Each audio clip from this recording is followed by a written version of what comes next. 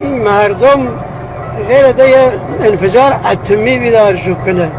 مردمی که جوونشون تو مقطع دکترای یا ایره شیشه اوینه گرن جلوی آخوند یگه حفظ کن منشتی صفا برم با بچه هم این مردم رو بیدار کنی و تو این مقطع زمانی ایران ده نیاز و عبید زاکانی و ایرج میرزا ناره که به صورت شعر و طنز حالی یکی کنی که کسی ریا مذهب یه چیز خرافاتیه.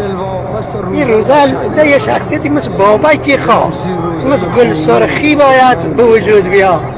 من آدم بی سوالیم با جنابالی منی گروه و یه افرادی شاید هم نظر که صدای این گروه هم و در نیرد چگونه کمک کنه و بیدار کردن مردم. این مردم خوشون ایخان